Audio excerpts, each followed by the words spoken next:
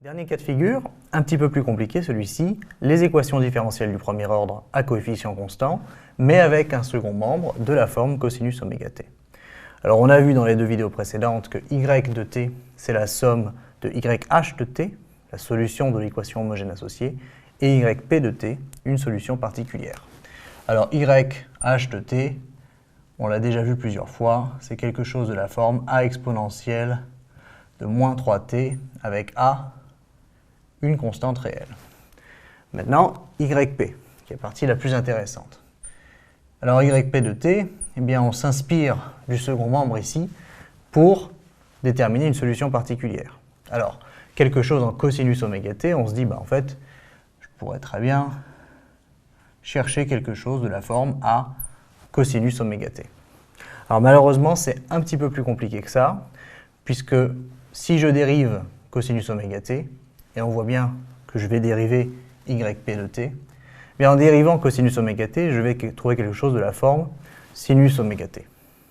Et donc en fait, dès le départ, pour être très général, il faut chercher une solution particulière de la forme a cosinus oméga t plus b sinus oméga t.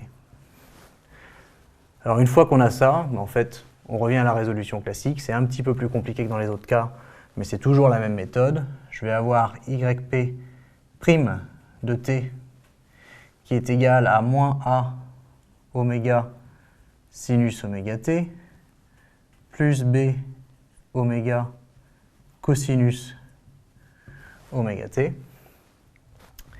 Et maintenant, si je réinjecte yp dans cette équation, comme yp est une solution, eh bien, yp doit vérifier cette équation.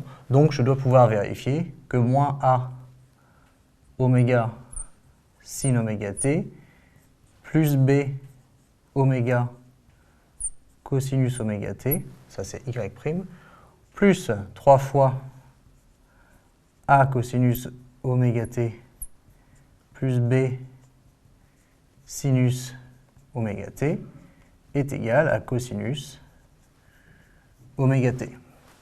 Et là, on va aussi procéder par identification. Alors l'identification, ça va être de dire, ici, j'ai un 1 cosinus oméga t, alors que ici, j'ai 3a cosinus oméga t, et moins a oméga, alors ça c'est pour sinus, plus b oméga pour cosinus, et encore une fois, du 3b pour sinus.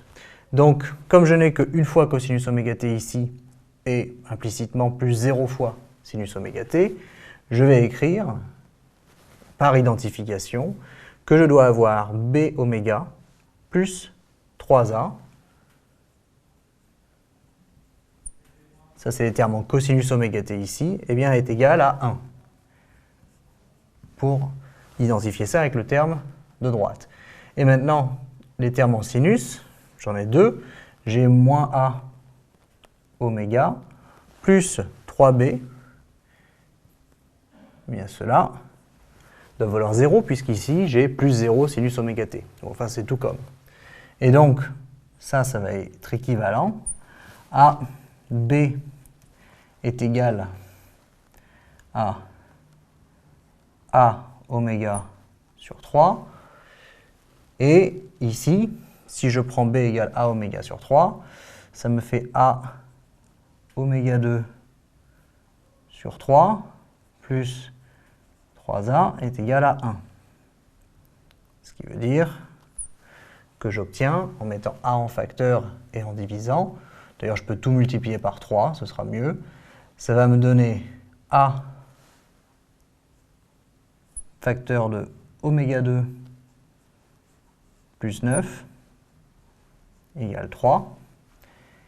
Et donc, b, j'ai toujours a oméga sur 3.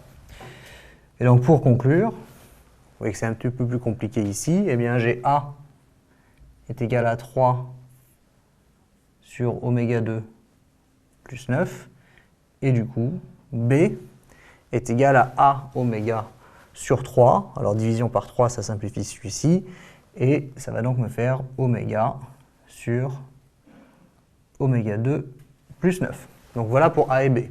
Ce qui veut dire que yp de t, eh bien c'est 3 sur oméga 2 plus 9 cosinus oméga t plus oméga sur oméga 2 plus 9 sinus oméga t.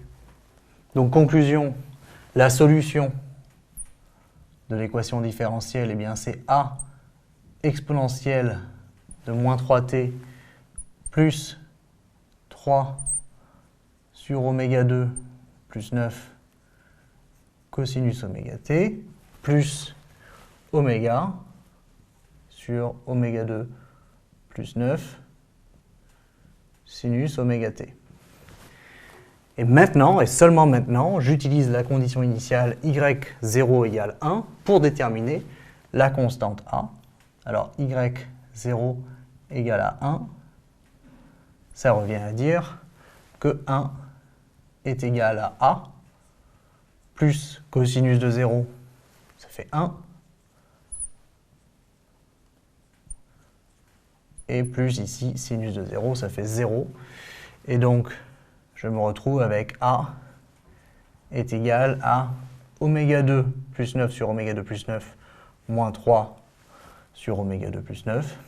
Et donc, ça va me faire oméga 2 plus 6 sur oméga 2 plus 9. Non, simple soustraction avec mise au même dénominateur, d'accord?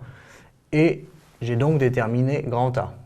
Ce qui me permet de dire que ma solution au final, je vais mettre ici, eh bien c'est y de t est égal à oméga 2 plus 6 sur oméga 2 plus 9 exponentielle de moins 3t plus 3 sur oméga 2 plus 9 cosinus oméga t plus oméga sur oméga 2 plus 9 sinus oméga t. Et voilà pour la solution de cette équation différentielle avec cette condition initiale. Donc c'est un cas un petit peu plus compliqué avec un second membre en cosinus oméga t. Retenez simplement que vous cherchez donc une solution particulière de la forme a cosinus oméga t plus b sinus oméga t. Et ça c'est parce qu'un sinus se transforme en cosinus lorsque l'on dérive et vice versa.